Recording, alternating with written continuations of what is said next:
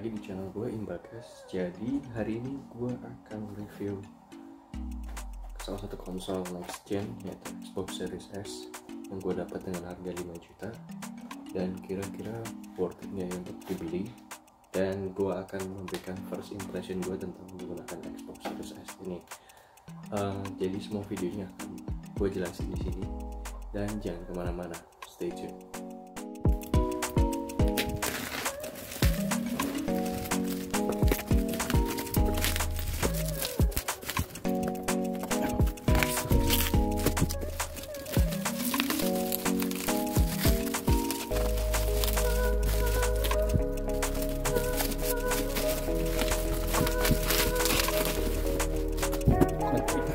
Dan sukses dan oke.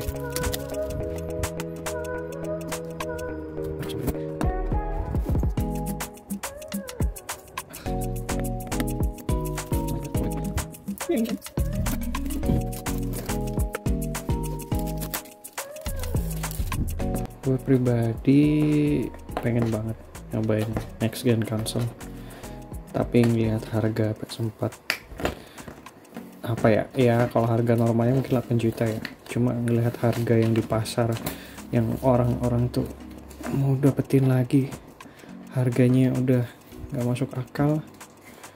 Jadi pertimbangan gue kemarin yang ambil Series S ini. Aduh, sellernya ini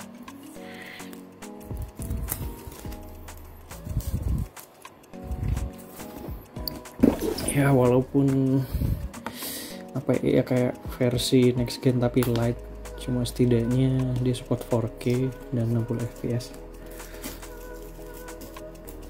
Ampun dah, jadi jelek kardusnya.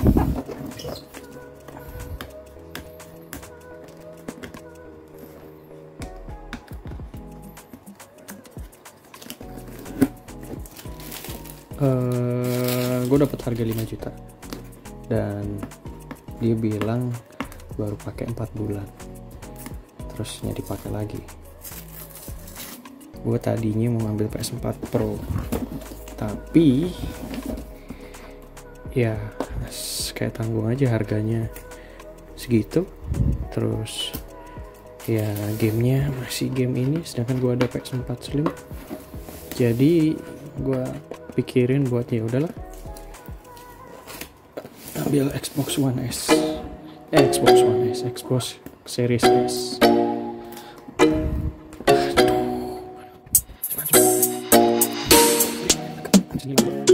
512 120 fps Series S. Bismillahirrahmanirrahim.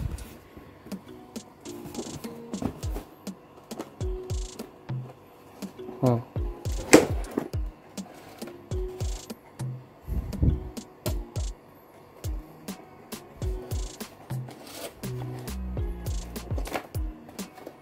Kecil banget sumpah.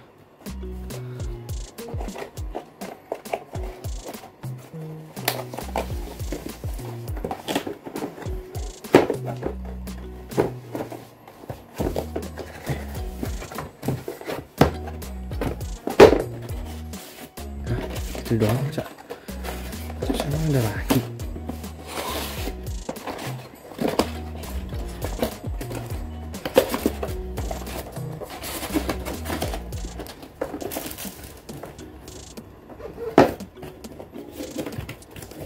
Oke, gue kira nggak ada tempatnya lagi, ternyata ada di sini. Oke, di sini kita dapat HDMI, terus adaptor,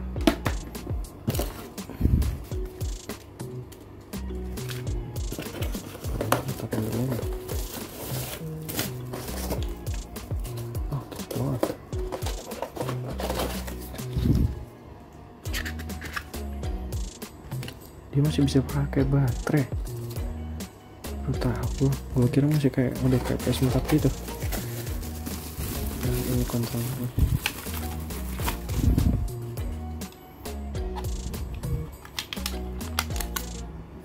Oke.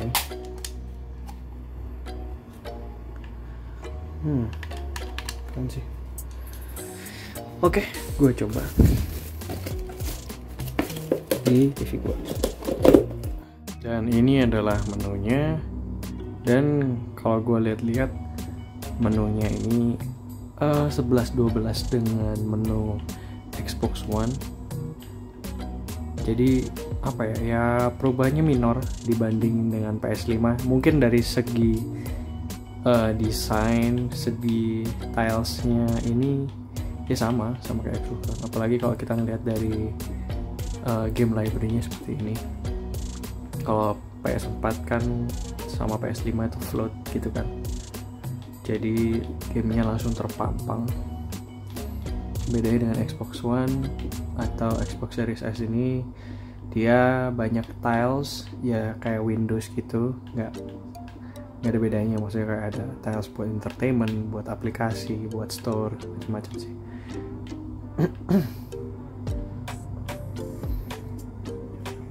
Ya, salah satu fitur yang paling diunggulin adalah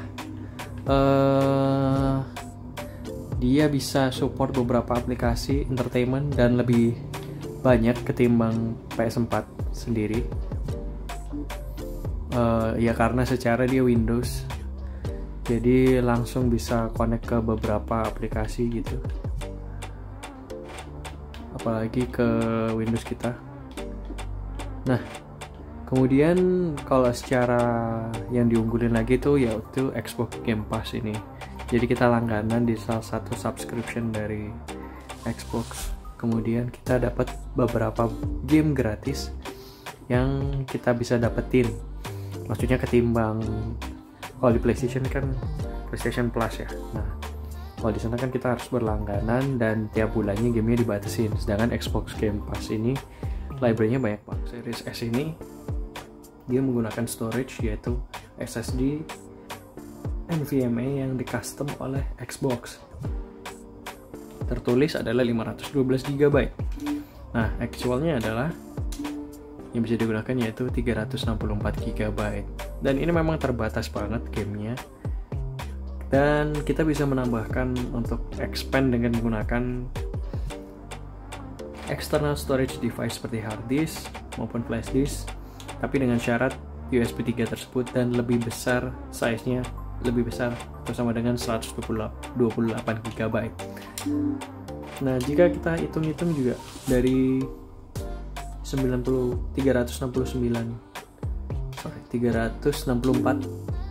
itu yang bisa digunakan adalah cuma berapa game ini?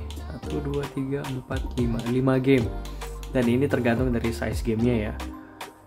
Dan jika dilihat juga untuk game-game yang khusus buat Xbox Series S sendiri ini memang size-nya gede banget. Bisa lihat ada yang sampai 80 GB. Untuk Call of Duty Black Ops Cold War tadi 82 GB. Dan untuk Valhalla sendiri sudah sampai 90 GB, sudah termasuk upgrade. Dan ini memang sangat-sangat memakan storage yang jelas ya. Dan memang ada beberapa game yang bisa dipindahkan di external hard drive, dan ada beberapa game yang cuma bisa digunakan di internal hard drive. Seperti game-game yang Xbox Series X dan S eksklusif ini hanya bisa digunakan di internal hard drive karena dia lebih prefer untuk menggunakan SSD seperti itu. Fitur yang paling banyak dibanggakan oleh tim Xbox, teman-teman Xbox lebih tepatnya, yaitu ada power mode di sini. Jadi kita bisa mengatur energi listrik yang digunakan, apakah untuk hemat listrik atau kita prefer untuk performa, dalam artian ya loading time lebih cepat, kemudian install game lebih cepat, ya kayak gitu lah. Sedangkan untuk energy saving ini kita menggunakan konsumsi daya yang sangat kecil. Nah,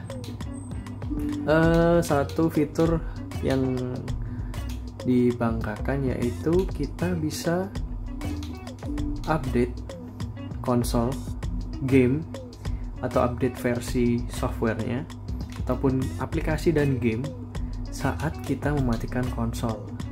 Jadi pas waktu konsolnya mati itu kita secara sleep dia, tapi sleepnya beda dengan PS4 ataupun PS5. Jadi sleepnya itu bener-bener kayak lu matiin konsolnya tapi bisa update gitu, bisa menjalankan background download gitu. Nah itu yang memang banyak digunakan oleh beberapa gamer Xbox, tapi gue nggak menggunakannya karena gue ngerasa kasihan gitu kalau misalkan dia idle tapi download, atau gue kayak ya udah mati aja gitu, jangan ada proses background yang lain. Play dimana kita bisa switch game, satu game misalkan kita main Watch Dogs Legion nih, terus kita tiba-tiba pengen pindah ke game yang lain, quick resume Resident Evil 3 ya langsung gitu loh. Jadi dia nggak loading lagi kalau kita misalkan tiba-tiba pengen balik lagi main Watch Dogs Legion, ya udah masih lanjutnya di tempat yang tadi. Halnya dengan PS4 Pro mungkin, jadi kita bisa setting untuk kualitas dari gameplaynya itu kita lebih ke quality atau ke high frame rate. Kalau quality itu dia support up to 4K dan sudah support ray tracing juga seperti ini.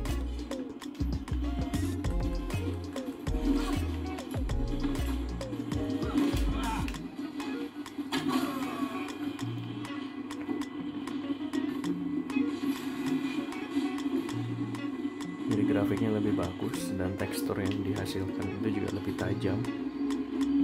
Sedangkan kalau kita fokus di high frame rate, yang jelas quality-nya diturunkan dan FPS-nya lebih naik.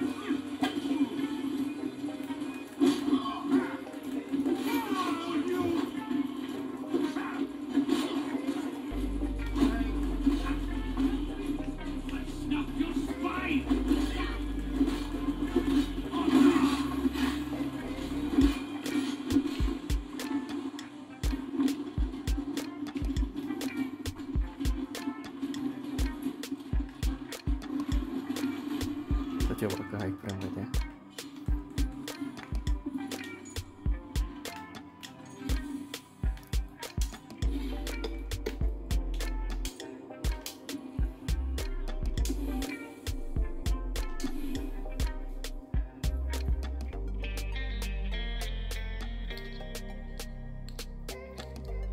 Dia harus restart dulu.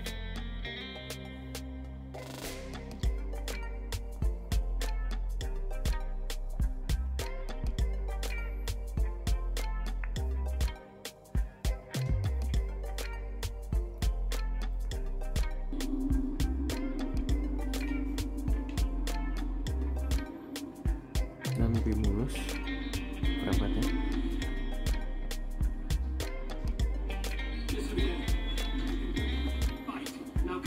We take back our ship.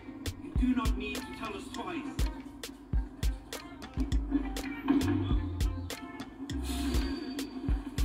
Watch for my lead.